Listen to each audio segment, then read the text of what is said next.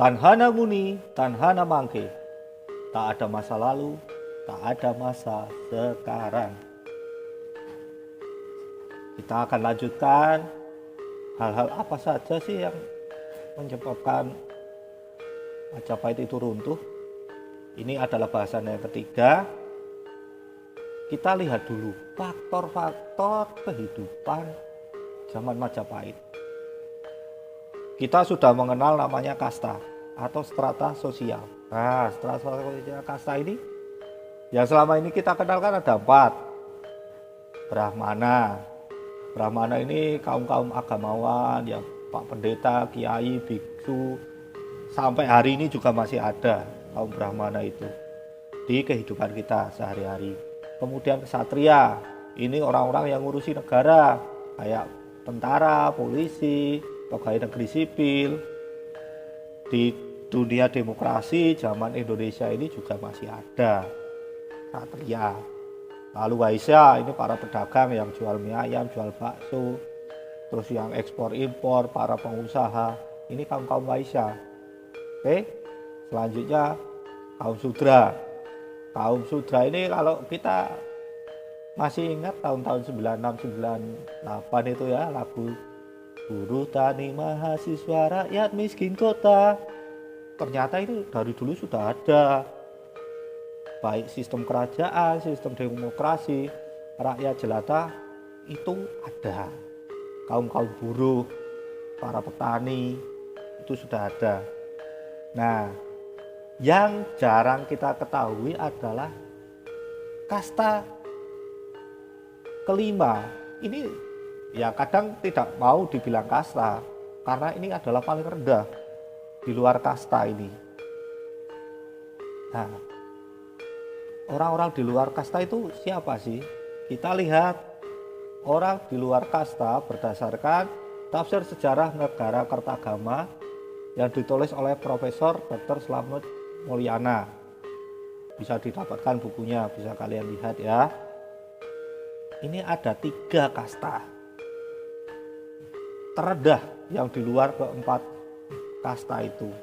Pertama, Candala. Candala ini adalah anak-anak dari hasil perkawinan campur, yaitu bapaknya Sudra, ibunya dari 3 golongan di atas. Jadi dia malah nggak masuk Sudra. Kalau kita kan harusnya ikut ayahnya kan, Sudra ini enggak. Dianggap ini anak haram. Jadi dulu tuh pernikahan antar kasta nggak boleh. Kalau sekarang sih tidak masalah apapun profesinya ya. Itu. Lalu kedua, Mleca. Mleca ini adalah orang-orang yang di luar Arya. Ini kalau arti harafiahnya. Jadi tidak peduli bahasanya apa, warna kulitnya apa, yang penting tidak golongan. Waktu itu kerajaan lah ya di Majapahit. Jadi ini diperkirakan adalah para pedagang asing. Pedagang asing itu dianggap di luar kasta mereka, nggak punya kasta, dianggap rendah. Yang ketiga, Tuca. Tuca ini adalah orang-orang haram, manusia haram yang melakukan perbuatan tatayi. Ini penjahat-penjahat lah. Tatayi itu atau apa sih? Kadang bakar rumah orang, membunuh, menenung. Jadi tukang-tukang sate zaman dulu, kalau penyihir-penyihir itu dianggap orang-orang haram. Suka ngamuk, kadang bikin onar, terus meracun orang, memperkosa. Nah, ini termasuk Tuca. 3 golongan ini nih nggak dianggap. Pernah sih mau dimasukkan jadi kasta kelima, tetapi tidak disetujui. Naskah-naskah kuno ini biasanya kan bersifat istana sentris. Rata-rata ya perebutan kekuasaan, pangeran dan putri pangeran seperti itu.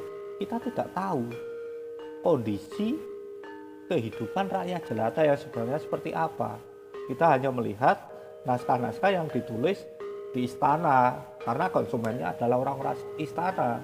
Jadi kita tidak tahu. Jadi masih ada kemungkinan orang-orang yang tertindas sama dengan lahirnya demokrasi itu.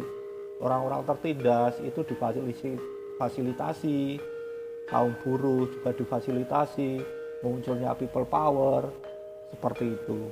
Mungkinkah ini juga akan menyebabkan runtuhnya Majapahit, atau masih ada faktor yang lain? Masih banyak yang perlu kita ketahui dan belum kita ketahui.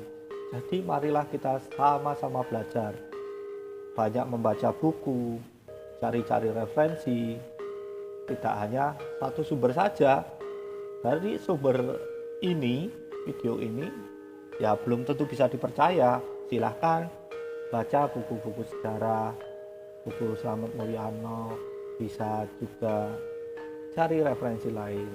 Yang penting jangan lupakan sejarah, karena tidak ada hari ini jika tanpa masa lalu. Terima kasih sudah menyimak.